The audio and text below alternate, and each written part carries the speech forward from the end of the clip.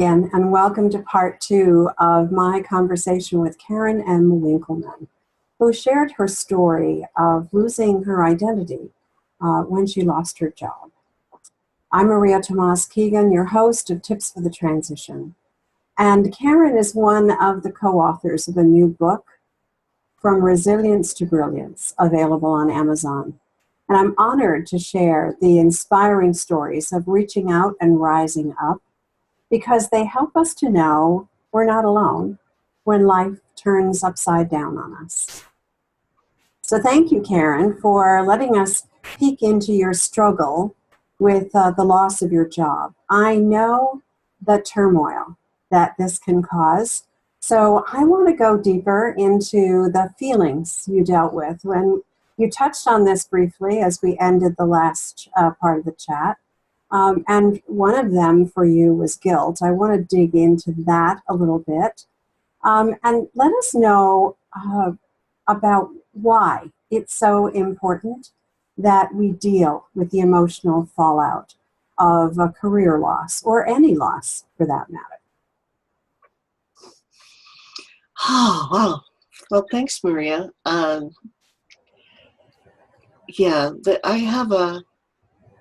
have a saying that, you need to feel it when you're feeling it. You have to allow yourself to feel it when you're feeling the emotion.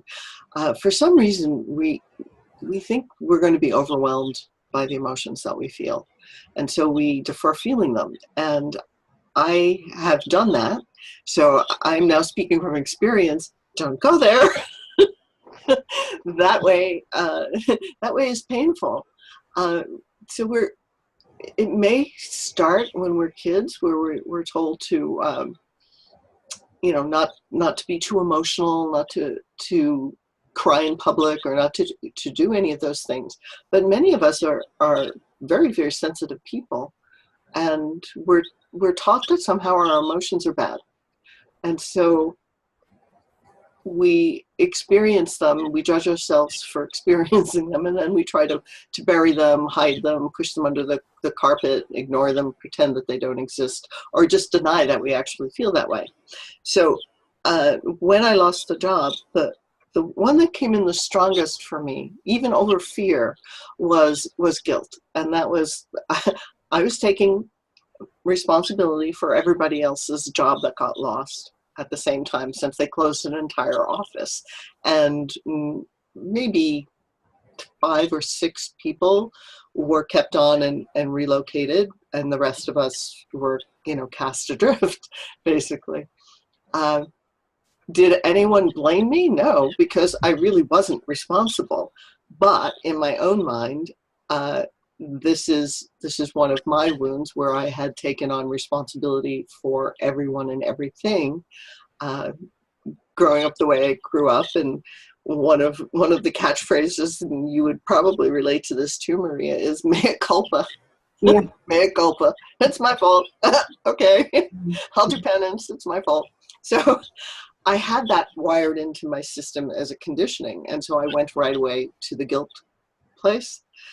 And the guilt actually got in the way of me feeling the pain and the hurt and the betrayal, which were other emotions that showed up later after I worked through some of the guilt.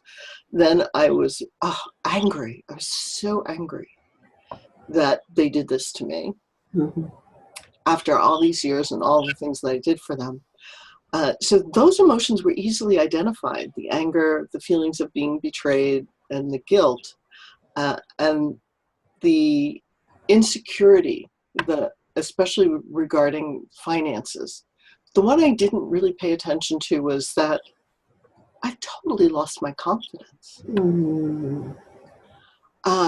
And I could go on pretending that I was okay, and I did for a number of years, pretended that I was okay. I got this, I've got it handled. I'm, like Superwoman or something, but I didn't have it handled.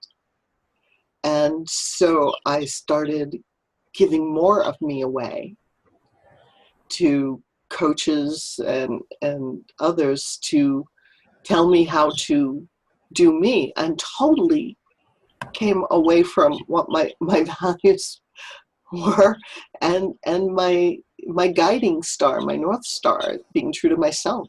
It's like I no longer trusted myself. And I no longer trusted myself to make the right decisions. Yeah. Yeah. So you've tapped into something in me that is, yeah, I know exactly what you mean. So help me understand the loss of your identity. That phrase was very specifically chosen, I think. So help me understand how you started to get it back. I'm still working on getting it back.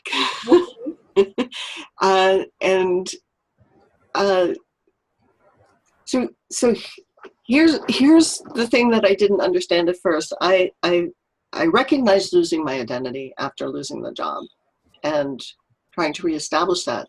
But then I realized that was a false identity I was trying to reestablish.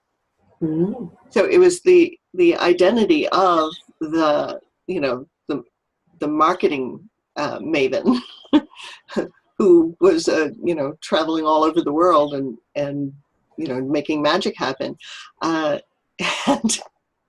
that's an aspect of me, but that isn't me. That was me playing a role so that I could continue to get a really good salary and have all these perks and maintain this career. That if I was 100% honest with myself, I had fallen out of love with maybe 5 years previously, because something inside of me felt like it was dying. Could that have been because of that notion we talked about, the compromising your values? Yes. So that was letting me know I was losing more of me, but I wasn't paying attention. I was losing more of who I truly was to the job. And then after losing the job, I wanted to have that back. I know that sounds nutty, but I wanted to have that back because even if it wasn't a comfortable fit, I knew what it was. I knew how to navigate in that. Now coming back to me and trying to get back in touch with who am I really, what do I really even like? And what do I really want going forward now? I may have wanted that then, but do I really want to have that kind of a lifestyle now? Absolutely no. But I didn't know what I wanted. And so I jumped in and started 2 businesses rather than give myself time to really get back in touch and get clear.